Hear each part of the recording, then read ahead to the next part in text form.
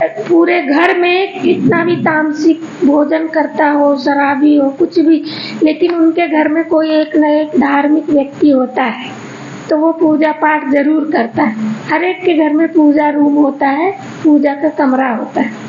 तो आज भी बाबा ने हम बच्चों को बोला है कि अपने घर में एक बाबा का कमरा, छोटा सा स्थान बना दो। आपका एक ही रूम है, जगह नहीं है, तो एक जगह चित्र लगा दो फोटो का, और बार बार जब कहीं भी आते हो जाते हो, जब भी बाबा की याद भूल जाती तो आप बाबा से जाके वहाँ बात करो। तो जिसके लिए बाबा ने कहा कोठरी में रख दो चित्र और घड़ी घड़ी जाके बैठ के बात करो। जैसे एक छोटा बच्चा होता है, या आप भी, आपकी दुनिया तो बदल गई है। पहले घर से कोई भी बच्चा बाहर निकलता था तो माँ बाप को बता के निकलता था ना, उनसे बता के छुट्टी लेके आशीर्वाद लेके, और जब फिर आएगा तो फिर बताएगा। यहाँ तक बड़ी दूर नहीं, कहीं मार्केट भी जाना है तो मैं जा रहा हूँ, फिर दूसरी बार आया, फिर कहीं जाना है तो भी बताता है ना। तो ऐसे बाबा भी हमको समझा रहे हैं कि हम सबको घर में बाबा का कमरा है या बाबा का चित्र है, ट्रांसलाइट जो भी आपने लगाया है, तो आप बाबा के सामने खड़े होके बाबा कमरे में जाके 2 मिनट योग करके, बाबा मैं यहाँ जा रहा हूँ इस काम के लिए, इस जगह या जहाँ भी, तो आप भी हमारे साथ चलो। तो आप बाबा से छुट्टी लेके जाएंगे, बाबा को साथ लेके जाएंगे, तो उस काम में क्या होगा, सफलता मिलती है ना। और अगर आपको नहीं भी आता तो बाबा आपको गाइड करेगा, टच करेगा। तो इसलिए बाबा कहते हैं जिसके घर में है बाबा का कमरा, बाबा का चित्र, वो तो ठीक है, और जिसके घर में नहीं है, कई बार कोई बंधन वाले हैं तो घर में रखने नहीं देते। एक माता थी तो उसका पति ज्ञान में नहीं चलता था, वो उसको तंग करता था। माता ज्ञान में थी और वो मांस मच्छी खाता था भाई, तो वो बोलती है कि मैं फोटो भी रखने नहीं देते, तो मैंने अपनी एक अलमारी है कपड़े की, तो नीचे कपड़े रखे और ऊपर बाबा को रखा है। तो कहती मैं घड़ी घड़ी जाके वो अलमारी खोल के बाबा को देखती हूँ और बाबा को याद करती हूँ, है ना।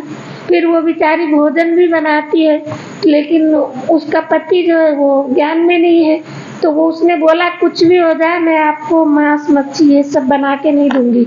तो बना के नहीं देती तो वो बाहर से लाता है, तो बाहर से लाता तो उसको परेशान करने के लिए, क्योंकि वो अपना अलग बनाती है, तो वो सब उसके बर्तन कहती मैंने सब अलग रखा हुआ है, उसका बर्तन अलग, उसको उसमें खाना दी, तो वो टच कर लेता है। तो बोलती है देखो कितनी धारणा वाली माता है।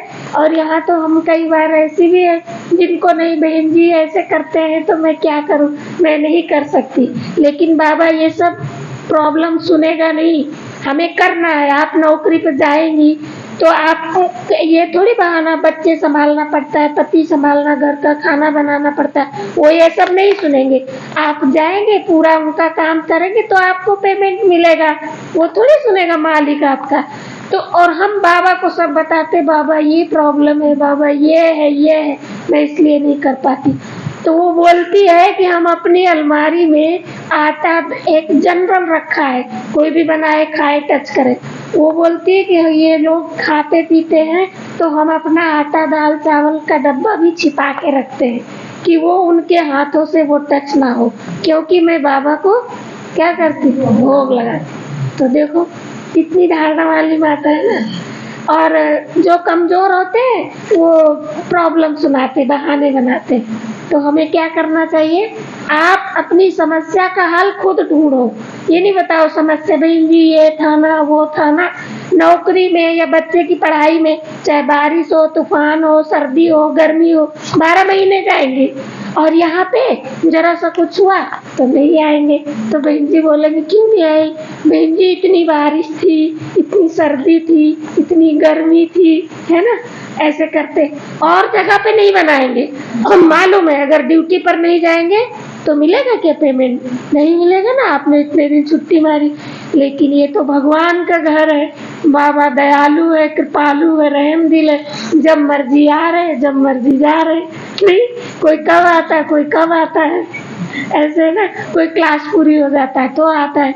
नहीं, किसी किसी की तो प्रॉब्लम होती है भाई, नहीं आ पाते, लेकिन कोई तो आ सकते हैं तो भी लेट आते हैं। लेकिन बाबा कहते हैं उसके भी नंबर है एक्यूरेट, जिसका आजकल दीदी का मास चल रहा है ना, तो दीदी की ये भी एक विशेषता थी, तो टाइम पर क्लास में आना, रेगुलर पंचुअल, उसके भी नंबर होते हैं। नहीं, अगर हम टाइम पर आते हैं, देखो आप सबसे पहले आते हैं तो आप योग करते हैं 10-15 मिनट, आधा घंटा, तो आपकी कमाई जमा होती ना। योग को तो कुछ समझते, अभी तो योग ही चल रहा है, जब क्लास शुरू होगा तो जाएंगे। तो योग हमारा सब्जेक्ट नहीं है, योग से हमारे भी कर्म विनाश होते, योग से कमाई जमा होती है, भगवान को हम याद करते हैं ना। तो ऐसे नहीं समझना, आप जितना जल्दी आएंगे आपका भाग्य जमा होगा, है ना। अगर आप कई बार ऐसे भी बोलते हैं हम आते तो जल्दी है, लेकिन हमें बस नहीं मिलता, हर एक को साधन नहीं है, किसी को बस में आना पड़ता है, ऑटो में आना पड़ता है, रिक्शे में आना पड़ता है। तो बाबा कहते हैं कि अगर आप 6 बजे निकले यहाँ और आपको 1 घंटा या आधा घंटा वेट करना पड़ा, तो वो आधा घंटा भी आपको ईश्वरीय खाते में जमा होगा, क्योंकि आपने किसके लिए वो वेट किया, भगवान के लिए, तो वो आपका वेस्ट नहीं गया। आप ये नहीं समझो बेकार चला गया, नहीं, वो हमारा जमा हुआ। तो अभी सुनते हैं बाबा की मुरली। मीठे बच्चे, शिव बाबा का चित्र एक कोठरी में रख दो, ठीक है। तो जिसके घर में है ठीक है, और जिसके घर में नहीं है तो क्या करना, रख लेना। घड़ी घड़ी जाकर उसके सामने बैठ बातें करो, तो सारा दिन याद बनी रहेगी। प्रश्न है, नया और अनोखा प्यार कौन सा है जिसकी अनुभूति केवल संगम पर ही होती है? नया भी है और अनोखा भी है, क्योंकि बाबा कहता है यहाँ तो जिससे प्यार करते, चाहे माँ का बच्चे से हो, परिवार में भाई बहन का हो, दोस्त का हो, पति पत्नी का हो, तो वो स्थूल में दिखता है, दिखाई देता है ना, और यहाँ पे दिखाई नहीं देता। न प्यार करने वाली न करने वाला को ना आत्मा दिखती है और ना शिव बाबा दिखता है। विचित्र बाप के साथ प्यार करना, ये है नया प्यार, इसीलिए कईयों को मुश्किल लगता है। तो बाबा तो दिखता नहीं, कोई कृष्ण की मूर्ति हो, कोई देवी देवता हो तो वो दिखती है नहीं, वो फटाफट याद आ जाता है, मंदिर में गए थे वो देखते हैं तो याद आ जाता है। लेकिन शिव बाबा तो विचित्र है, इसलिए उसको याद करना मुश्किल लगता है। इसलिए बाबा हमको कई बार याद की यात्रा के लिए सिखाते हैं कि हम अशरीरी बने, अपने को बिंदु बिंदु को याद करें, तो ये अभ्यास बहुत मुश्किल रहता है ना। तो कई बार बाबा हमको कहते हैं अगर आपका योग नहीं लगता तो आप मधुबन चले जाओ, चारों धाम की यात्रा करो, वो तो आपने देखा है ना, वो तो स्थूल है ना। तो बाबा कमरे में बैठो, बाबा से दृष्टि लो, बाबा से बात करो, तो ये भी योग है। हिस्ट्री हॉल में जाओ, शांति स्तंभ पे जाओ, बाबा कुटिया में जाओ, चलो वो भी छोड़ दो, योग नहीं लगता तो आप अव्यक्त बाप दादा से मिले हैं ना, जो मिले हैं, और जो नहीं मिले वो भी टीवी के माध्यम से अभी तो देखते कैसे बाबा आते थे, कैसे बाबा मिलते थे।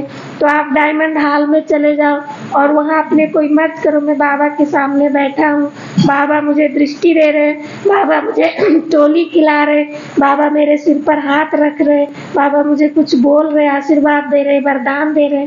तो ये भी योग है, क्योंकि इसमें बहुत सारे लोग होंगे जो बाबा से मिले हैं, बाबा से टोली खाई है, बाबा से वरदान लिया है, तो वो हम अनुभव करें, ये सब तो देखा है ना। तो इधर उधर बुद्धि भटकाने के बजाय तो ये भी तो योग है ना, तो इस तरीके से भी कर सकते हैं। तो बाबा कहते हैं तुम जानते हो निराकार विचित्र बाबा इस साकार में आया हुआ है, हम उनके सामने बैठे हैं, हमें संगम पर डायरेक्ट ईश्वर का प्यार मिलता है। यह है नया और अनोखा प्यार। सारा कल्प देहधारियों से प्यार किया, अब विदेही बाप से प्यार करना है, ऐसा प्यार संगम पर ही होता है। तो बाबा कह रहे थे सारा कल्प देहधारियों से प्यार किया, अब विदेही बाप से प्यार करना है। ऐसा प्यार संगम पर ही होता है। गीत बजा है, कौन आया मेरे मन के द्वारे। दूसरी लाइन क्या है? पायल की झनकार लिए। और ये गीत कितना अच्छा है। आँख न जाने दिल पहचाने। आँख से दिखाई नहीं देता, लेकिन अंदर आत्मा, दिल से हम जानते बाबा कौन है। ओम शांति। बच्चे जानते हैं कि बेहद का बाप विचित्र है, और अभी एक नया प्यार लेकर के हम बाबा के पास बैठे हैं। वह आए हैं, इसको नया प्यार कहते हैं।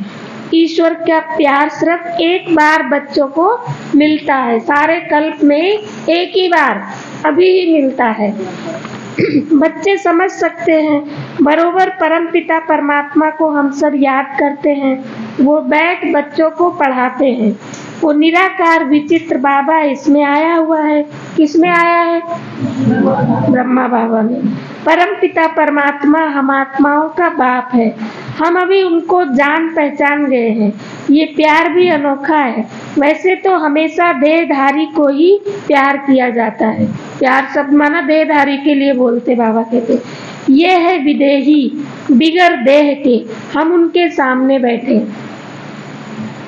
वो बहुत प्यार से आकर पढ़ाते हैं। देखो, कैसा भी बच्चा हो, अगर आपका बच्चा आपका कहना ना माने तो आप क्या करेंगे? आपने 1 बार 2 बार 3 बार 4 बार काम बताया, अगर वो बच्चा नहीं करता तो आप उसको सजा देते हैं। जैसे आप उसको पढ़ाई पढ़ाते हैं, उसको पहला पाठ अभी तक पक्का नहीं हुआ, 4 दिन से पढ़ा रहे हैं, तो आप उसको सजा देंगे। शिव बाबा हमको कितने साल हो गए बाबा को आए? चलो 88 साल वाला, इतने साल वाला तो यहाँ नहीं होगा, लेकिन 10 साल 20 साल 15 साल 40 साल 30 साल वाले तो है ना, कोई 1 साल 2 साल वाला। अभी तक हमको पहला पाठ पक्का नहीं है। रोज बाबा को पढ़ाना पड़ता है ना? पक्का है पाठ पहला, मैं आत्मा हूँ, रोज याद करना पड़ता है, कमेंट्री लगाना पड़ता है। तो पहला पाठ हमें पक्का नहीं है, याद नहीं है। और जब बाबा पूछते क्या बनेंगे, तो लक्ष्मी नारायण, सब हाथ खड़ा करेंगे। तो बाबा कहते अपना मुंह देखो पहले, है ना, कि पहला पाठ याद नहीं है। इसलिए बाबा रोज मुरली में, हमें कोई ऐसी मुरली नहीं होगी जिसमें बाबा याद न कराता। अपने को आत्मा समझ बाप को याद करो। और अपने बच्चे से क्या उम्मीद रखते? एक ही दिन में इसको सब आ जाए, तुम फर्स्ट में ही आना, सेकंड थर्ड नहीं आना है। तो बाबा भी हमसे यही उम्मीद रखते, बच्चे पास विद ऑनर होके चले, किसी को सजा खानी ना पड़े। तो वो बहुत प्यार से आकर पढ़ाते हैं। हम गलती करके भी बैठे तो भी बाबा सजा नहीं देता। मीठे बच्चे कह के शुरू करता है और पूरा भी मीठे बच्चे करता है ना। जबकि बाबा को पता है कि ये गलती करके आए। कई बार बाबा मुरली में सुनाते हैं, मुरली के द्वारा समझानी देते हैं। तो जो समझदार है और जिसने किया है तो वो अपने आप को चेंज कर लेते हैं। तो नई बात हुई। आगे जो आशाएं थी, धन मिले महल मिले, वो सब आशाएं बदल गई। सारी दुनिया में तुम्हारी आश बदली हुई है। हम अभी बाबा से विश्व का मालिक बनने का पुरुषार्थ कर रहे हैं, या एक अच्छा सा बंगला मिल जाए, एक गाड़ी मिल जाए, ये इसके लिए पुरुषार्थ करते हैं नहीं। बाबा को पता जितनी आपको आवश्यकता है वो है आपके पास दिया हुआ, आपको मांगने की जरूरत नहीं है। तो बाबा कहते अभी तुम्हारी आशाएं बदल गई, हम संपूर्ण बनने की। बाबा हम जल्दी जल्दी संपूर्ण बन जाए, संपन्न बन जाए, अभी ये आस रखते हैं ना। ये नहीं चाहिए मकान दे दो, दुकान दे दो, ये कर दो, नहीं। वो जो कुछ भी है बाबा अपने आप ठीक करेगा। अभी तुम सन्मुख बैठे हो, जानते हो वही सब आत्माओं का बाप पतित पावन शिव है। याद भी उनको ही करते हैं, जानते हो वो सब। अभी तुम बच्चे सन्मुख बैठे हो, दिल में उमंग है, बेहद के बाप से बेहद का वर्षा लेना है। कितना विचित्र अनोखा वंडरफुल बाबा है, ये और कोई नहीं जानते, सिर्फ तुम ही जानते हो। बाप कैसे अपना बनाकर फिर पढ़ाते हैं, तो ऐसी क्या युक्ति करे जो घड़ी घड़ी बाप को याद करते रहें। बाप राय देते हैं हर एक अपने घर में शिव का चित्र रख दे। शिव बाबा का चित्र देख समझेंगे बेहद का बाबा पतित पावन आया हुआ है पावन दुनिया स्थापन करने। उनसे हम अभी 5000 वर्ष पहले मुआफी वर्षा ले रहे हैं। स्वर्ग के स्वराज का आत्मा जानती है हम स्वर्ग में जाकर शरीर के साथ राज्य करेंगे। तो वहाँ ये पतित विकारी और ये शरीर पुराना नहीं रहेगा, वहाँ तो अच्छा शरीर मिलेगा ना। तो आत्मा भी प्योर तो शरीर भी अच्छा मिलेगा। जो बात कभी स्वप्न में भी नहीं थी अब वो आया है तो एक कोठरी अपनी बना शिव का चित्र उसमें लिख देना चाहिए कि बाबा आया हुआ है। एक भाई ने अपने घर में प्रदर्शनी के भी चित्र थे और एक फोटो लगाया था अपना बाबा का। तो जो भी लोग आते थे वो पूछते थे ये किसका है, तो उसने पता है सब लोग ऐसे फोटो लगाते जैसे यहाँ दीवार में लगी है, और उसने नीचे से ऊपर तक फोटो लगाया हुआ था। तो कैसे लगाया था, सबसे नीचे उसका बच्चा, फिर उसका बाप वो हुआ, फिर उसने अपने बाप का, फिर वो उसके बाप का, फिर ऐसे 3-4 पीढ़ी जितने तक वो थे उनके तो चित्र लगाए। फिर उसके ऊपर ब्रह्मा बाबा का, फिर उसके ऊपर शिव बाबा का। तो जो भी आता था एक क्वेश्चन करता था क्योंकि वो लगाने का ढंग अजीब था नीचे से लेके ऊपर तक। तो बोला ये क्या है, ऐसे फोटो लगाया जाता है क्या, ये क्या है? तो उसने बोला ये मेरा बच्चा, मैं उसका बाप, ये मेरा पिता, ये उसका पिता, ये उसका, और इन सब का पिता ब्रह्मा बाबा और उसका भी पिता, सबका पिता शिव बाबा। तो वो जरूर लोग पूछते, कहता मेरी सेवा यही है क्योंकि हमारे घर में जो भी आता है मैंने इस तरीके से फोटो लगाया तो सब लोग पूछते हैं तो मैं सबको ये बताता हूँ। तो देखो ज्ञान सुनाने का ढंग। तो बाबा कहते हैं उनको आना ही स्वर्ग की स्थापना करने, नरकवासियों को स्वर्गवासी बनाने। घड़ी घड़ी शिव बाबा को देखते रहेंगे तो याद रहेगी। चित्र गले में भी डाल देते हैं, पति का चित्र भी गले में डाल देते हैं। कई तो यहाँ हाथ में भी लिख देते हैं ना कि पढ़ेंगे घड़ी घड़ी याद रहे। तुम बच्चों के लिए भी तैयार करा रहे हैं। पारलौकिक बाप को याद करना बड़ा अनोखा है और सभी की याद को समेत एक को याद करना। जैसे भक्ति मार्ग में भी अपने घर में पूजा की कोठी अथवा मंदिर बनाते ना, बना बनाया मंदिर लाके रख देते हैं। कोई तो ऐसे ही बनाते रियल में, और जिसके पास जगह नहीं है तो छोटा मंदिर इतना छोटा इतना लाके रख देते और उसमें मूर्ति रख देते और पूजा करते, धूप बत्ती जलाते। वैसे ज्ञान मार्ग में भी कोठी बनाया, इसमें सिर्फ शिव बाबा का चित्र रखना चाहिए। मनुष्य समझते ब्रह्मा कुमारियों की मुरली विकार से छुड़ाती है। अरे ये तो अच्छा है ना, पावन बनने लिए जरूर विकारों को छोड़ना पड़ेगा, तभी तो निर्विकारी दुनिया में जाएंगे। बिगड़ते हैं, भक्ति क्यों छोड़ते हो? अच्छा हम भक्ति करते हैं परंतु एक की दूसरा ना कोई और संग बुद्धि हो, तोड़ देना है। तो उनको समझाओ हम भी भक्ति करते हैं लेकिन हम एक को ही मानते हैं। वो लोग तो सब मंदिर में जाएंगे, जितने भी देवी देवता होंगे सबको नहलाएंगे, फूल चढ़ाएंगे, तिलक लगाएंगे, सब करेंगे, तो हम एक को ही मानते हैं। तो बाबा कहते और संग बुद्धि हो, तोड़ देना है। तुम्हारी है किसके साथ युद्ध? माया के। तो अभी हम सब कहाँ बैठे हैं? युद्ध के मैदान में। एक मुरली में बाबा ने थोड़े दिन पहले कहा था जो श्रीमत पर नहीं चलता ना, तो बाबा की माया जो है क्या करती है, हमें परेशान करती। क्यों? वो भी चाहती है कि भगवान को याद करे, अगर नहीं याद करोगे तो मैं तुमको सजा दूंगी, है ना। एक बार एक मुरली में बाबा ने कहा तो माया बेटी है तो जाओ, ये श्रीमत का उल्लंघन कर रहे हैं या सुस्त है या अलबेलापन जो भी है, और बड़े रायल ढंग से माया आती है। पता है जैसे आप रोज अमृत वेले 3:30-4 बजे उठते हैं तो एक दिन थोड़ा लेट सोए 10 मिनट तो माया आएगी। आप घड़ी देखेंगे 3:30 बज गया या 4 बज गया, उठना चाहिए, तो माया पता है किस रूप में आएगी? मैं कल सारा दिन थक गया था और लेट सोया, थोड़ा दर्द है शरीर में, और बाबा भी कहते हैं आराम से करो, राजयोग सहज योग है ना, तो कर थोड़ा और सो जाते। तो आप थोड़ा सोएंगे तो क्या होगा? और फिर कुछ लोग ऐसे, अभी क्योंकि आप बिस्तर पर बैठे तो माया की गोद में बैठे हो तो आपको सुला ही देगी। कई लोग बेड पर ही बैठे बैठे योग करते हैं। हम उठ के बैठा तो कहीं जगह नहीं ना, लेकिन बाबा हमें मना करते बिस्तर पर नहीं बैठना, उठ के फ्रेश होके कुर्सी पर कहीं अलग स्थान पर बैठना। तो वहीं बैठे बैठे योग करें तो माया अपनी गोद में लेके प्यार से आराम से सो जाओ। अभी ज्यादा, अभी तो 12 बजे है, 1 बजे, तो बाबा कहते हैं उठो बच्चे, सवेरा हुआ। और माया क्या बोलती है, सो जाओ अभी बहुत रात है। तो माया ये काम करती है, बहुत रॉयल्टी से आती है।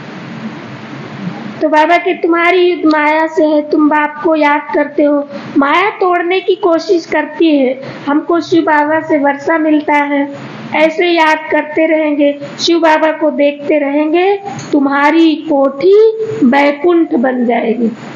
इसलिए आप बाबा को छोटी सी कोठरी देंगे ना, बाबा को अपने घर में बिठाएंगे ना, तो आपको क्या मिलेगा, अपने भगवान को स्थान दिया तो बाबा आपको महल देगा। मीरा भी भक्ति करती थी तो वैकुंठ का साक्षात्कार करती थी। उनको भी साक्षात्कार कराने वाला कौन, चाहे मीरा हो, चाहे हनुमान का भक्त हो, गणेश का भक्त हो, बाबा कहता मैं ही कराता हूँ। शिव बाबा है, तुम्हारी बुद्धि में अब आया है, हम शिव बाबा से विश्व का मालिक बनते हैं। भक्ति मार्ग में ये पता नहीं रहता शिव क्या करते हैं, क्यों उस पर बलि चढ़ते हैं। तुम समझते हो सबसे ऊंच है कौन, सबसे ऊंचा कौन, शिव बाबा, उनको ही परमात्मा कहा जाता है। परमात्मा से जरूर नई चीज मिलेगी। देखो द्वापर युग से भक्ति करते आए, सतयुग त्रेता में तो हम सुखी थे, द्वापर युग से भक्ति करते आए तो बाबा कहता है अलपकाल क्षणभंगुर थोड़ा सा इस कलयुगी दुनिया का, दुख की दुनिया का मिला जो भी मिलना था, लेकिन भगवान को हम याद करते तो वो हमें क्या देता है, नई सतयुगी दुनिया का वर्षा। तो बाबा कहते वो कोई और दे सकता है क्या, नहीं दे सकता। तो ये सब नई चीज है ना, सुख शांति आनंद प्रेम पवित्रता जो भी, तो बाबा सब नया नया देता है। उनको हेवनली गॉड फादर कहा जाता है। स्वर्ग में श्री कृष्ण है, उनको फादर नहीं कहेंगे, वो तो बच्चा है, छोटे बच्चे को कैसे कहेंगे। अब शिव बाबा का अपना शरीर नहीं है तो उसको कहते हैं तुम ही हो माता पिता, तुम ही हो सब कुछ, वही है, कुछ भी बना लो क्योंकि उसका अपना शरीर नहीं है। और श्री कृष्ण का तो अपना शरीर है ना, वो बच्चा है तो बच्चा कैसे ज्ञान सुनाएगा, और बच्चे को हम माता पिता कैसे कहेंगे उसको। तो इसलिए बाबा कहते वो देव आत्मा है, परमात्मा नहीं है, वो तो बच्चा है, स्वर्ग स्थापन करने वाला बाप है निराकार, वो देहधारी नहीं है। यूँ तो आजकल सबको फादर कहते रहते हैं, गांधी को भी बापूजी कहते हैं, परंतु सब धर्म वाले नहीं कहेंगे, अर्थ तो समझते नहीं। तुम जानते हो सबका बापू कौन, शिव बाबा है। उस बापू को तो सारी दुनिया बापू कहेगी, लेकिन गांधी को तो केवल भारत वाले ही कहेंगे ना, दूसरे लोग थोड़ी मानेंगे। वो शिव दादा नहीं बाबा, वो निराकारी दुनिया में रहते हैं, श्री कृष्ण को याद करेंगे, लेकिन वो तो बैकुंठ निवासी है। ऋषि मुनि आदि सब देहधारी यहाँ होकर गए हैं, परमात्मा है निराकार, उनको देह है नहीं। भारत को कहते हैं ये संत महंत की, अपने भारत में जितनी आध्यात्मिकता है ना और किसी देश में नहीं है। यहाँ हर घर में हर एरिया में आपको मंदिर मिलेगा और घर में देवी देवताओं के चित्र मिलेंगे, यहाँ संत मिलेंगे, महात्मा मिलेंगे, तपस्वी मिलेंगे, सब अपने भारत में ही होता है। तो एक बार एक संत जी तपस्या कर रहे थे, आंखें बंद की हुई थी, तो उनके सामने से देवताओं की टोली है ना, देवताओं की पार्टी जा रही थी। तो उसका इतना अच्छा तप था कि उसके तप से वो लोग खड़े हो गए तो उसने आंख खोली, उनका स्वागत किया, उनको बिठाया देवताओं को। तो देवताएं कहते हैं हम तुम्हारी भक्ति से प्रसन्न हैं, आपको जो वरदान मांगना है मांग लो। तो वो बोलता है मुझे कोई वरदान नहीं चाहिए, मुझे कुछ नहीं चाहिए। तो वो देवताएं बोलते नहीं, मैंने तो आप वरदान आपको दे चुके, माना हमने बोल दिया है तो आपको लेना ही पड़ेगा।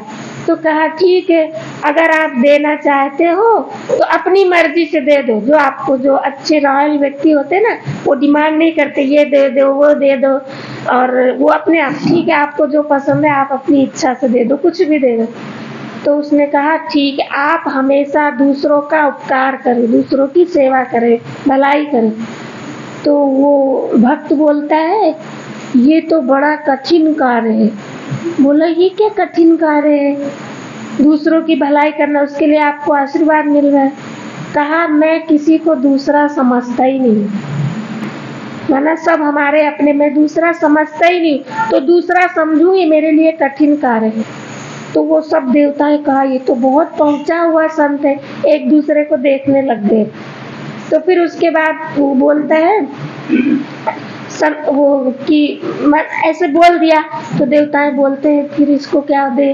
तो फिर देवताओं ने कहा अच्छा ठीक है, तो मैं आपको दूसरा वरदान देता हूँ कि आपके संग में, आपकी परछाई से, आपके संग में, आपके नजदीक आने से ही आप मना ऐसी सेवा करेंगे तो उसका जीवन परिवर्तन हो जाएगा, वो बदल जाएगा, प्रभु रंग में रंग जाएगा आपकी परछाई से। बताओ, तो उसको ये वरदान दिया।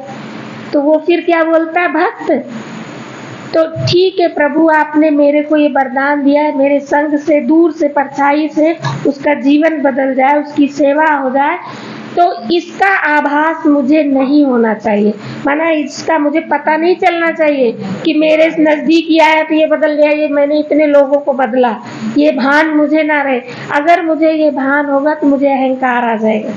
देखो, तो बोला ये तो बहुत पक्का भक्त है कि मुझे ये नहीं पता चलना चाहिए। और हम लोग क्या करते हैं, कोई जरा सी सेवा करेंगे या कुछ भी करेंगे तो इतना दिखावे की करते हैं ना। भक्ति मार्ग में भी, बाहर दुनिया में भी कोई दान करेंगे 100 रुपया 1000 रुपया तो भी मन लिखवा देंगे, इन्होंने इतना दान किया। आप लोगों को पता होगा, ज्यादा कहीं जाते हैं ना मंदिर में, किसी ने एक पंखा भी दिया तो उसमें भी लिखा होगा दयाराम नाम की, उसने पंखा दे, उसने शरीर भी छोड़ दिया लेकिन पंखे में, वो 1000 रुपए के पंखे में उनका नाम 20 साल से घूम रहा है। इसलिए बाबा ने यहाँ बहुत अच्छा सिस्टम बनाया कि इधर से दो, इधर से पता चलना नहीं चाहिए। इसलिए हम कोई भी सेवा करते हैं, आप यहाँ कुछ भी सेवा करें तो ऐसे किसी को पता नहीं चलना चाहिए कि हाँ मैंने किया। मैंने कई जगह देखा, हमारे पांडव भवन में भी एक भाई आता था, उसकी ड्यूटी थी सबको सेवा, कुछ ना कुछ स्थूल सेवा जरूर करनी चाहिए। तो वो क्या करता था, भोग के बर्तन प्लेट में देते थे तो सब बर्तन धो के चले जाते थे। तो वो भाई आता था कभी रात को, शाम को, कभी भी किसी भी टाइम आए, उसकी ड्यूटी बर्तन पोंछ के अलमारी में सेट करना गुरुवार के दिन। तो उसको सब लोग देखते कि वो भाई आया, उसको भोग दिया कि नहीं दिया, उसको कोई पूछे या ना पूछे, जैसे कुछ लोग फीलिंग वाले होते, मैं तो आया था, बहन जी ने मुझे देखा भी नहीं, ओम शांति भी नहीं किया, मेरे से बात भी नहीं किया, मैंने तो ये सेवा भी की। उसकी वो एक रस अवस्था, इतना अच्छा वो भाई था, अपने आप आता, बाबा रूम में जाता, मुरली पढ़ता और ये सेवा करता और साफ करके प्लेटें अलमारी में सेट करके चला जाता। बस जो बहन मिलती ओम शांति कर, बस कि हाँ आया था, उसकी हाजिरी। बाकी वो उतनी एक, कोई पूछे ना पूछे, ओम शांति करे या ना करे, उसको कोई फीलिंग नहीं और कोई दिखावे की सेवा नहीं। तो अभी ये ऐसे ही बाबा हम बच्चों को भी कहते, माँ आप लोग भी कोई भी सेवा करते हैं कि हमें करनी भी चाहिए, तन से, मन से, धन से। मन से आप बाबा को याद करते, आप धन से भी सेवा करते हैं, तो हमें तन से भी बाबा के घर की हर एक को 10 मिनट 15 मिनट जरूर सेवा करनी। तो बहन जी ने सबको ड्यूटी लगाई कि हर एक को, कुछ भाई है किसी को ऑफिस जाना होता है, किसी को बच्चे संभालने हैं तो बच्चों को तैयार करना, जल्दी जाना पड़ता है ना, लेकिन कुछ हर एक है जो कर सकते हैं। तो उनको बोला भाई हमारे पास 10 मिनट है, तो हम 10 मिनट में कौन सी सेवा करें। अभी जैसे आपको 10 मिनट सेवा करनी है, आप यहाँ से वहाँ जाएंगे तो आपका 10 मिनट ऐसे ही चला जाएगा। तो उनको ये ड्यूटी दी थी कि ये कुर्सियाँ है ना हाल की, आपको ये सारी पोंछ के जानी। तो कोई कुर्सी पोंछता था, कोई सोफे पोंछता था, कोई ये सब चित्र है ये पोंछता था, हर एक। तो कम से कम 25-30 लोग, सब माताएं हाल की सफाई करते, तो कोई सब्जी काटने चले जाते। तो कितना अच्छा लगता, क्योंकि बाबा हमको कहते ना यज्ञ सेवा करनी है, तो ये यज्ञ है। हम मधुबन तो जा नहीं सकते, बाबा का घर, ये सेंटर, ये भी तो यज्ञ है ना, तो करना चाहिए ना। जो करते ठीक है, और जो नहीं करते तो आप बहन जी को बोल के मुझे 10 मिनट करना, तो आप 10 मिनट की सेवा बता दो, 15 मिनट की बता दो, तो ये जरूर करना चाहिए। क्योंकि बाबा कहते हैं ना, ऋषि ऋषि मिसल अपनी हड्डी हड्डी सेवा में सफल करना है। तो सूक्ष्म में तो करते हैं, लेकिन स्थूल में भी करना चाहिए। आपने ब्रह्मा बाबा की जीवन कहानी सुनी है? ब्रह्मा बाबा तो कितने, भगवान उनके तन में आता था तो भी वो सब्जी कटवाते थे, अनाज भी साफ कराते थे। सुना है ना हिस्ट्री, सबको मालूम है ना। तो हम लोग करते हैं, तो हमें भी करना चाहिए। तो बाबा कहते हैं कि परमात्मा है निराकार, उनको देह है नहीं, सर्वव्यापी के ज्ञान कारण बुद्धि किसकी भी चलती नहीं। सबके अंदर भगवान है, जहाँ देखो वहाँ भगवान है। तो एक भगवान गाली दे रहा है, दूसरा भगवान लड़ाई कर रहा है, भगवान यही काम करता है। तो बाप आकर बुद्धि का ताला खोलते, ये है नई बात।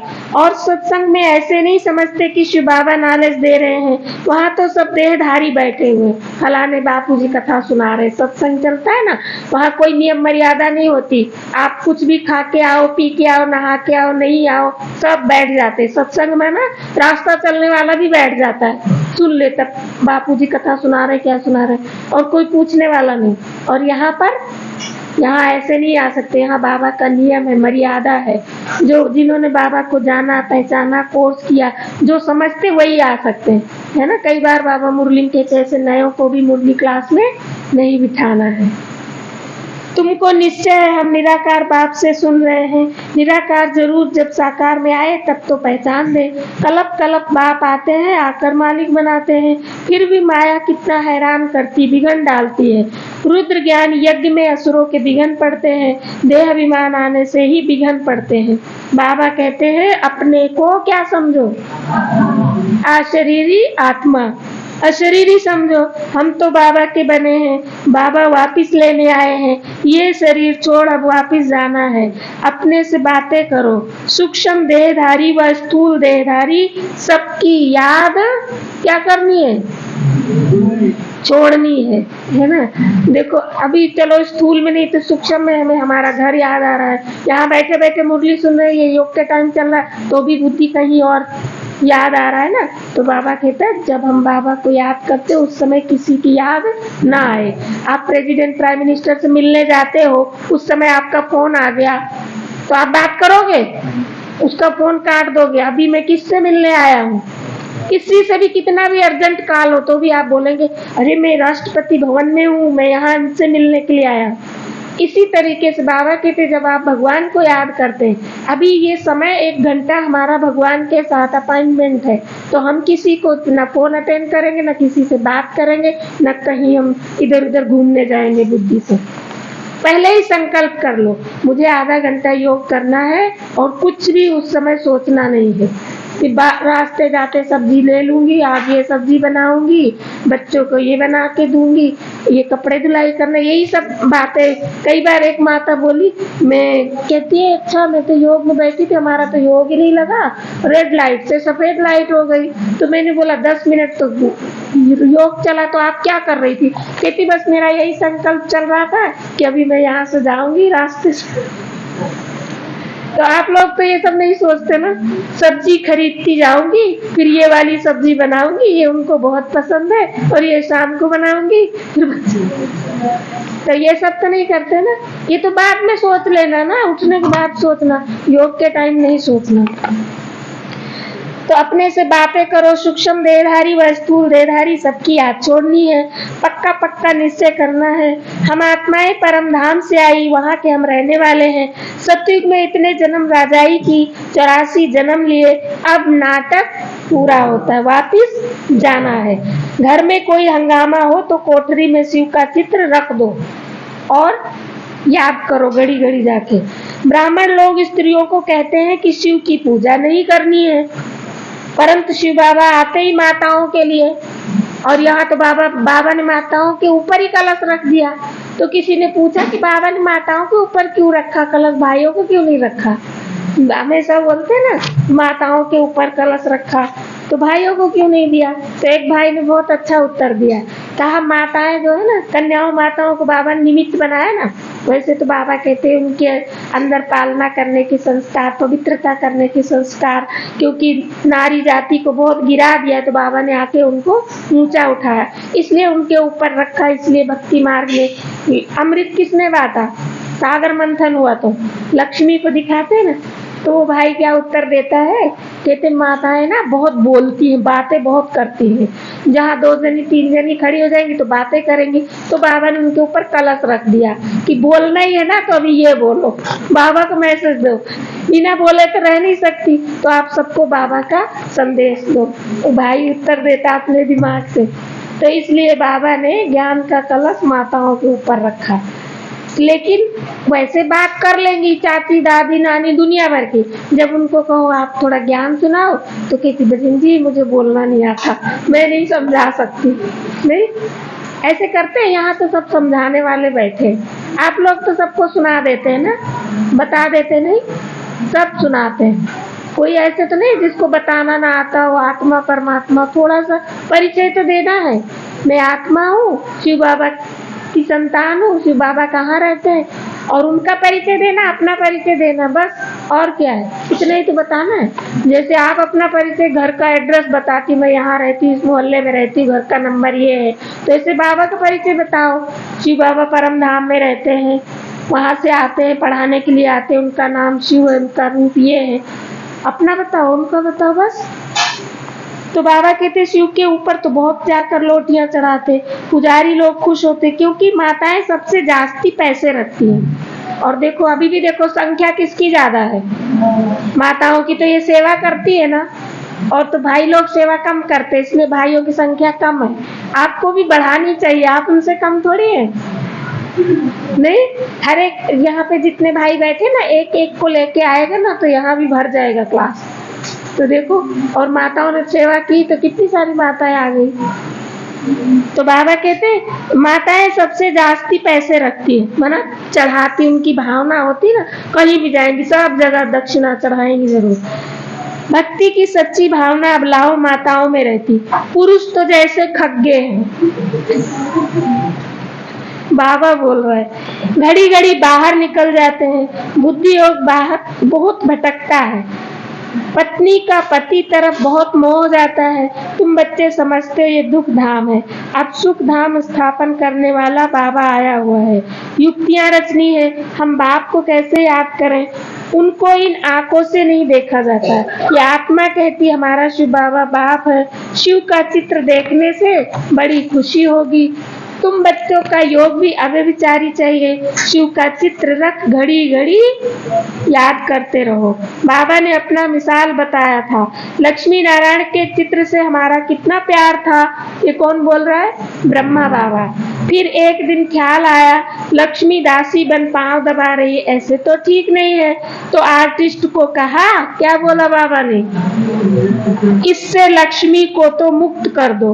बाकी नारायण का चित्र पॉकेट में पड़ा रहता था, नारायण जेब में रखते थे, और उनको ये नहीं पता था मैं ही बनने वाला हूँ। एक पॉकेट में, एक मुरादी के बॉक्स में घड़ी घड़ी चित्र देखता रहता था जैसे मस्त, परंतु गुप्त करता था, कोई देखे नहीं, नहीं तो कहेंगे ये क्या करता है। पहले श्री कृष्ण से प्यार था, फिर उनको छोड़ विष्णु से हो गया। जैसे नौधा भक्ति होती वैसे ये याद भी नौधा होनी चाहिए। इससे प्राप्ति बहुत भारी है, उनसे तो कुछ नहीं, अल्पकाल के लिए थोड़ा सुख मिलता है। भक्ति मार्ग में जो देवी देवताओं को याद करते हैं तो बाबा कहते उनको याद करते तो क्षण भंगुर, थोड़े समय के लिए। जैसे यहाँ कोई अमीर व्यक्ति है तो आप उससे सहयोग मांगेंगे तो आपको दे देगा, भिखारी भीख मांगता तो उसको आपने भोजन दे दिया, अभी उसका पेट भर गया, मांगा तो मिल गया ना, लेकिन फिर वो भूखा रहेगा ना, दूसरी बार फिर वो मांगेगा। तो ऐसे ही बाबा कहते अल्पकाल, थोड़े समय के लिए मिलता है, हमेशा की भूख नहीं मिटती। लेकिन बाबा हमें हमेशा के लिए, जन्म जन्मांतर के लिए मिटा देते। 21 जन्म कम बात है क्या? इससे प्राप्ति बहुत भारी है, उनसे तो कुछ नहीं, अल्पकाल के लिए थोड़ा सुख मिलता है, फिर दूसरे जन्म में मेहनत करनी पड़े। भक्ति में, धंधे आदि में मेहनत लगती है, कमाओ तब खाओ। बाबा तुमको इस एक जन्म में इतनी मेहनत कराते हैं जो 21 जन्म प्रारब्ध भोगते रहते हैं।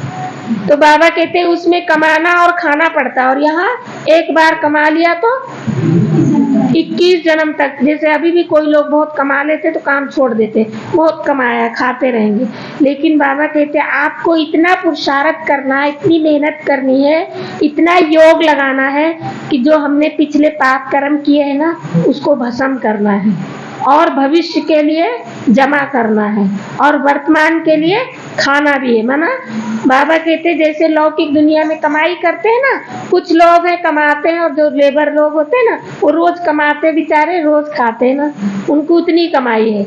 और दूसरे नंबर के कमाते हैं और थोड़ा रखते हैं और खाते हैं। और तीसरे नंबर वाले वो भविष्य वर्तमान में भी उनका आराम से चल रहा है, आगे के लिए भी जमा करते और पिछला कर्जा अपने माता पिता परिवार वालों को भी संभालते, उनका भी चुकाते हैं। ठीक है ना।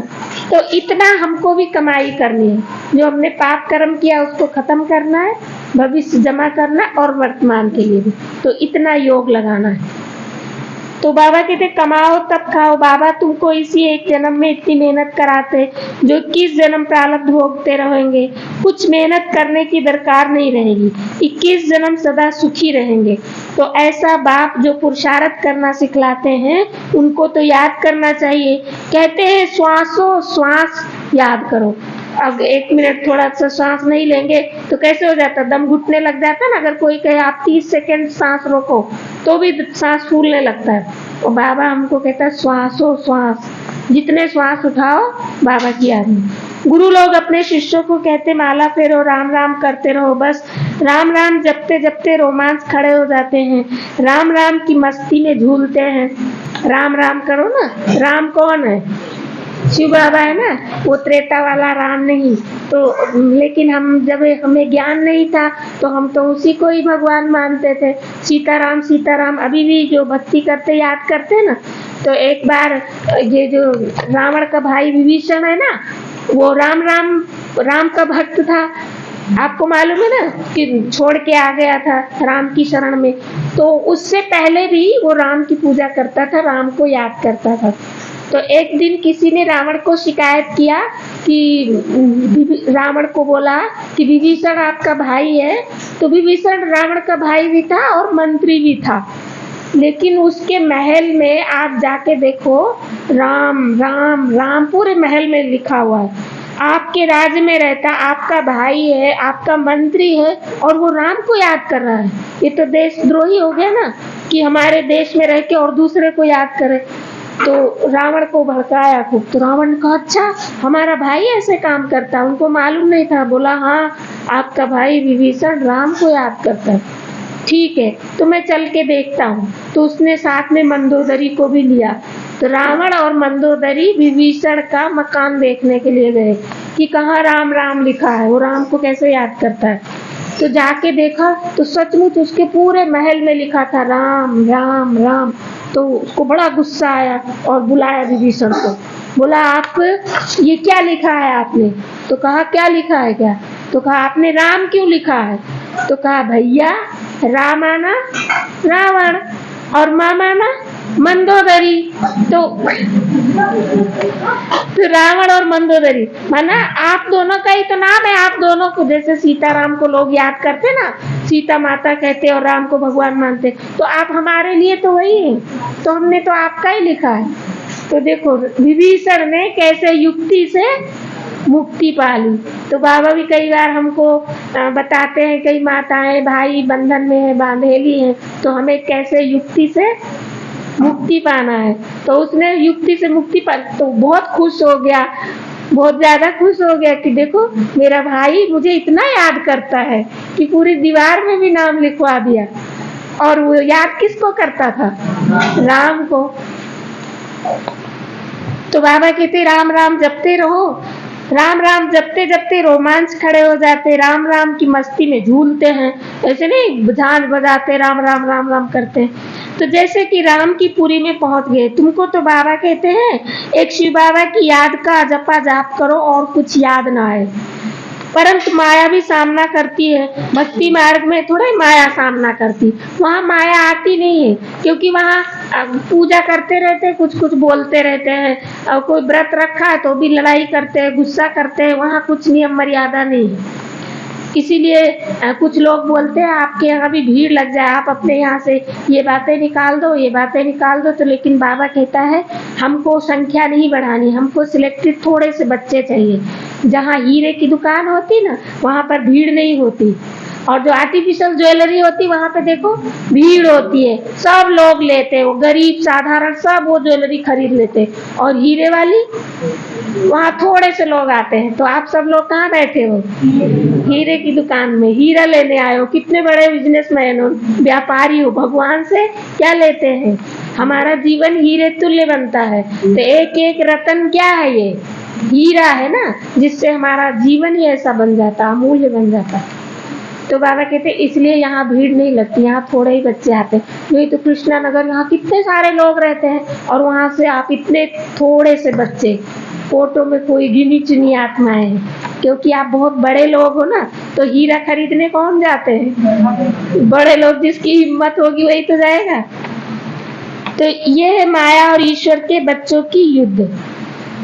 नाटक भी बनाते, भगवान ऐसे कहते, माया ऐसे कहती। अभी ये संगम युग, माया के उल्टे सुल्टे संकल्प विकल्प तो आते रहेंगे। तूफान ऐसा जोर से लगता है जो मनुष्य को भी उड़ाकर दूर फेंक देता है। ये फिर माया रावण का तूफान है। उनसे बचने की युक्तियां तो बाबा बताते रहते हैं। तुम कहेंगे हमको परमपिता परमात्मा राजयोग सिखलाते हैं, तो हम सब क्या बनेंगे इस राजयोग से? राजा रानी, है ना। लेकिन कब बनेंगे? राजयोग सिखाते बाबा हमको, हम सबको राजा बनाना चाहता है, लेकिन सब क्या बन जाते? प्रजा, साहूकार प्रजा, दास दासी, नौकर चाकर। क्योंकि पढ़ने में नंबरवार है ना, तो पद भी नंबरवार। तुमसे कोई पूछे तुमको ये सन्यास किसने कराया, गुरु कौन है? बोलो परमपिता परमात्मा ने। ऐसा कोई नहीं होगा जिसको भगवान आकर सन्यास कराए, वो सब मनुष्य मनुष्य को कराते हैं। यहाँ बाप आकर कहते हैं देह से जो भी संबंध है उनको छोड़ो, इस पुरानी दुनिया का त्याग कर नई दुनिया को याद करो। ये भगवान कहते हैं, हम उनके कहने से करते, किसी मनुष्य के कहने से नहीं। सन्यासी ऐसे थोड़ी कहेंगे, अब तो प्रैक्टिकल में पुरानी दुनिया का विनाश होना है, इसलिए सबका बुद्धि से त्याग कर एक बाप से बुद्धि लगानी है। तुम सगाई करते हो ना, देहधारी को याद किया तो सगाई क्या हो जाएगी? हमारी सगाई शिव बाबा से, हमने शादी कर ली और बीच में कोई याद आया तो क्या होगा? तो बाबा कहते कच्ची हो जाएगी। सर्व धर्मान परित्यज्य, सभी धर्मों को छोड़ो, सबको भूलो। मैं हूँ फलाना, ये हूँ वो हूँ, ये सब छोड़ अपने को आत्मा समझो। 84 जन्मों को तो तुम जान गए हो, अब खुशी से वापस जाते हैं। ताली बजानी चाहिए। हम आत्माएं एक शरीर छोड़ दूसरा लेती हैं। अपने को क्या समझना है? देखो आज ही बाबा ने कितनी बार कहा है ना, पहला पाठ बाबा पढ़ा रहे। हम आत्मा पहले पहले अपने को देही समझना है। हम आत्मा पहले पहले गोरी थी, फिर 84 जन्म लिए, अब वापिस जाकर के फिर आए स्वर्ग में राज्य करेंगे। पहले अपने घर में जाएंगे, फिर घर से सतयुग में आएंगे। ये स्वदर्शन चक्कर फिराना कितना सहज है। शिव का चित्र तो पॉकेट में पड़ा रहे। बाबा आप आए हो, कितने मीठे हो, हमारे बाबा हो ना, ऐसी ऐसी बातें करनी चाहिए। देखो बाबा बातें करना भी सिखाता है। कई बार बाबा की मुरली में कहते ना कि बच्चे कहते बाबा आपकी याद भूल जाती है, तो लौकिक वालों को कहेंगे कि अपने माता पिता को कि आपको हम भूल जाते हैं, वो माता पिता तो नाराज हो जाएंगे, ये मेरा कैसा बच्चा है, मुझे कहता है कि मैं आपको भूल जाता हूँ। अच्छा लगेगा? नहीं अच्छा लगेगा ना। श्री कृष्ण के साथ भक्ति मार्ग में ऐसी बातें करते थे ना, शिव का फर्स्ट क्लास लॉकेट सोने चांदी का बनाएंगे, गरीबों को सोने का, साहूकारों को चांदी का देंगे। ये माताएं बड़ी मीठी हैं। गांव वालों में भाव अच्छा रहता है। साधारण बच्चों को देख बाबा भी खुश होते हैं। तो हम सब बाबा के बच्चे, यहाँ करोड़पति थोड़ी कोई बैठे, सब साधारण बच्चे, तो बाबा भी खुश होते हैं। बाबा भी किसके तन में आए? साधारण तन में। कल की मुरली में था ना, बाबा बूढ़ियों को देखकर खुश होते हैं। तो मैंने कहा, कल हम मुरली सुना रहे थे कि कौन बूढ़े हैं, तो बहुत कम लोगों ने हाथ उठाया, जो एकदम बुजुर्ग थे। तो मैंने कहा अच्छा आप सब जवान हैं, तो देखो जो बुजुर्ग अपने को समझते हैं तो बाबा उनको वतन से देख रहा है। बाबा बूढ़ियों को याद किया ना, तो आप सब हाथ खड़ा करो, तो आधा क्लास से ज़्यादा खड़ा किया। क्योंकि शिव बाबा ब्रह्मा तन में 60 वर्ष के बाद आया ना, 60 साल की आयु में, तो शिव बाबा बोलता है कि मैं बूढ़े तन में आता हूँ। तो जो 60 साल के वो बूढ़े हो गए ना, और वहाँ 70 साल 80 साल वाले बैठे भी हाथ नहीं खड़ा कर रहे थे, क्योंकि वो समझते ही नहीं अपने को बूढ़े। और शिव बाबा कहता मैं बूढ़े तन में आता, मुझे बूढ़े पसंद है। तो हमें अपने को, हम कौन है, हम भी तो बूढ़े हैं ना, ये दुनिया बूढ़ी हो गई तो हम क्या है उसमें, हम जवान कहाँ से, हम रोगी है, इतना बीमारी है। तो अपने आप को देखो कितना देवभान है। मैंने बोला हाथ खड़ा करो तो कितने थोड़े लोगों ने, तो ये भी देह अभिमान है ना, अपने को बुजुर्ग नहीं समझते। तो बाबा कहते हैं साधारण बच्चों को देख बाबा भी खुश होते हैं। श्री कृष्ण को गावड़े का छोरा कहते हैं ना, श्री कृष्ण तो गावड़े का छोरा बन ना सके, वो क्या है, श्री कृष्ण स्वर्ग का मालिक, और उसको कह दिया गावड़े का छोरा। वो तो चोरी करता था, वो तो गाय चराता था, बताओ, वो सत्युग का प्रिंस उसको मक्खन चोरी करके खाएगा, उसके घर में कमी है, कितना कृष्ण लीला में दिखाते हैं। तो इनकी और श्री कृष्ण की बातें मिक्स कर दी। गावड़े का पूरा अनुभव इनको है, किनको, ब्रह्मा बाबा को। तो शिव बाबा व श्री कृष्ण गावड़े का छोरा बन ना सके। हाँ, ये दादा छोटेपन में था, पला ही गावड़े में हूँ, गांव में जन्म हुआ। तो इस साधारण तन में फिर बाप ने आकर प्रवेश किया। बाबा ने मुख्य बात समझाई कि सारा मदार है याद पर, याद कभी भूलनी नहीं चाहिए। लौकिक बच्चा थोड़ा ही कभी कहेगा मैं बाप को भूल जाता हूँ, कहेगा? अगर कह दे तो बाप माँ उसके नाराज हो जाए। सजनी कभी साजन को भूल जाती है क्या? इम्पॉसिबल है। यह है तुम बच्चों के लिए मेहनत, निरंतर याद के अभ्यास से ही विक्रम विनाश होंगे, नहीं तो फिर सजा खानी पड़ेगी, विजय माला में आ नहीं सकेंगे। कमाल है बाप की, जो बूढ़ियों गरीबों, देखो आज भी बाबा ने याद किया, गरीबों गणिकाओं अहिल्याओं कुब्जाओं आदि को आकर अपना बनाते। तो बाबा कहते ऐसे नहीं कि मैं इसको नहीं इसको, बाबा सबको अपना बच्चा बनाते। यूं तो कोई चित्र की दरकार नहीं, परंतु माया भुला देती, इसलिए चित्र रखा जाता है। बाबा कहते फोटो की जरूरत नहीं है, इसलिए माया भुला देती है, इसलिए बाबा कहते चित्र रखो तो बाबा याद आएगा। बुद्धि में रहना चाहिए। हम जाते बाबा के पास, रास्ता देख लिया है मुक्ति जीवन मुक्ति का, और कोई पंडा होता ही नहीं। इनको इंद्रप्रस्थ भी कहते हैं। कोई पतित आकर छिप कर बैठेगा तो क्या होगा? बाबा कहानी सुनाते ना, पत्थर बुद्धि बन जाएगा। इसलिए लाने वाला के ऊपर भी पाप चढ़ेगा और जो आया वो भी। तो इसलिए बाबा कहते ये इंद्रप्रस्थ, यहाँ पे कोई भी पतित विकारी आ नहीं सकते। बाबा तो अंतर्यामी है ना, ये बाबा ब्रह्मा बाहरयामी है। उस बाबा को झट मालूम पड़ जाता है पतित छिपा हुआ बैठा है, बाबा फट से मुरली चला देता है। तो जिसने ऐसे पतित को लाया उनको, और जो पतित आकर बैठा होगा उन दोनों को क्या होगा? जो लेके आया और जो आया, दोनों को सजा मिलेगी। इसलिए कभी भी पतित को नहीं लाना चाहिए। ला ऐसे कड़े हैं, कोई पतित चीची को नहीं बिठाना चाहिए, नहीं तो बड़ी कड़ी सजा के भागी बन जाएंगे। यहाँ कोई चोरी ठगी चल ना सके भगवान के पास। पाप और पुण्य का हिसाब किताब धर्मराज के पास रहता है ना, सुना? तो शिव बाबा को धर्मराज रूप में भी याद करना। एक बार ब्रह्मा बाबा मुरली चला रहे थे तो बाबा ने बच्चों से पूछा, सब दादियां, उस समय तो दादियां थी, तो बाबा को आप किस रूप में याद करते हैं? तो किसी ने कहा माँ के रूप में, बाप के रूप में, टीचर के रूप में, सब संबंध के रूप में। लेकिन मनोहर दादी थी ना, उन्होंने कहा बाबा मैं आपको धर्मराज के रूप में याद करती हूँ। बाबा खुश हो गया, कहा वाह बच्ची वाह, मैं यही सुनना चाहता था। तो धर्मराज के रूप में बाबा को याद करेंगे तो कभी भी हमारे से गलती नहीं होगा, क्योंकि धर्मराज, यहाँ पर भी कोई पुलिस खड़ी होती ना तो आप बड़े आराम से चलेंगे, जोर से बात नहीं करेंगे, नियम से चलेंगे, अपना गाड़ी चलाएंगे। पुलिस खड़ी है, ट्रैफिक पुलिस खड़ी है ना, और जब वहाँ कोई नहीं होगा तो रेड लाइट में भी भाग जाएंगे। तो ये तो भगवान है। अच्छा मीठे मीठे सिक्की लदे बच्चों प्रति माता पिता बाप दादा का याद प्यार और गुड मॉर्निंग। रूहानी बाप की रूहानी बच्चों को नमस्ते। हम रूहानी बच्चों की रूहानी बाप दादा को याद प्यार गुड मॉर्निंग और नमस्ते। धारणा के लिए मुख्य सार, सभी की याद को समेट बुद्धि योग सभी से तोड़, एक बाप की याद में रहना है।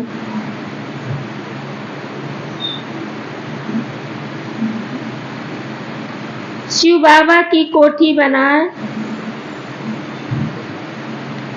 उनकी अव्यभिचारी याद में बैठना है। दूसरी पॉइंट, अपने आप से मीठी मीठी बातें करनी, मन में करना है, संकल्पों से। ऐसे बाहर से जोर जोर से बोलोगे तो कहेंगे पागल है। हम पहले कितने सुंदर गोरे थे, फिर 84 जन्म लिए, अब खुशी से वापिस जाते हैं। खुशी खुशी जा रहे, जाने के लिए सब तैयार बैठे, ठीक है बाबा आओ ले चलो, बहुत दुख है ना। ऐसे अपने साथ बातें कर सुदर्शन चक्कर फिराना है। वरदान, स्वचिंतन और स्वदर्शन द्वारा हीरे समान अमूल्य जीवन का अनुभव करने वाले बेदाग भव। स्वचिंतन और स्वदर्शन द्वारा हीरे समान अमूल्य जीवन का अनुभव करने वाले बेदाग भव। हीरे समान अमूल्य जीवन का अनुभव करने के लिए सदा स्वचिंतन करो और स्वदर्शन चक्रधारी बनो, क्योंकि हीरे को दागी बनाने वाली केवल 2 ही बातें हैं। कौन सी 2 बातें? दाग कैसे लगता है? एक परदर्शन, दूसरा परचिंतन। तो क्या होगा? आत्मा में दाग लग जाएगा। तो बाबा को दाग वाला, किसी को, आपको कपड़ा है, हीरा, कोई भी चीज दाग वाला पसंद आता है? जरा सा भी हो जाएगा ना तो उसको सफाई करेंगे, तो इसलिए दाग नहीं लगाना। तो बाबा कहते एक प्रदर्शन, दूसरा परचिंतन, ये 2 बातें संग के रंग में स्वच्छ हीरे को दागी बना देती हैं। इतना बढ़िया मुरली सुन के, क्लास करके, योग करके जा रहे थे, और यहाँ बाहर खड़े खड़े 10 मिनट परचिंतन कर ली, किसी की बुराई कर ली, तो जितना आपने यहाँ योग करके खत्म किया था उतना फिर चढ़ा दिया। तो बाबा कहते इसलिए इस मूल बीज को समाप्त कर स्वचिंतन करो और स्वदर्शन चक्कर फिराओ, तो धूल और दाग लग नहीं सकता। सदा बेदाग सच्चा हीरा, चमकता हुआ अमूल्य हीरा बन जाएंगे। स्लोगन, विचित्र बाप के चित्र और चरित्र को याद करने वाले ही चरित्रवान हैं। विचित्र बाप के चित्र और चरित्र को याद करने वाले ही चरित्रवान हैं। आज का व्यक्ति सारा है, जितना ही स्वमान उतना ही फिर निर्माण। स्वमान का अभिमान नहीं, ऐसे नहीं हम तो ऊंच बन गए, दूसरे छोटे हैं, या उनके प्रति घृणा भाव हो, ये नहीं होना चाहिए। कैसी भी आत्माएं हो, लेकिन रहम की दृष्टि से देखें, अभिमान की दृष्टि से नहीं। ना अभिमान ना अपमान। यदि अभिमान नहीं होगा तो अपमान नहीं लगेगा। वह सदा निर्माण और निर्माण के कार्य में बिजी रहेगा। ओम शांति। तो आज क्या याद रखेंगे आज की मुरली से?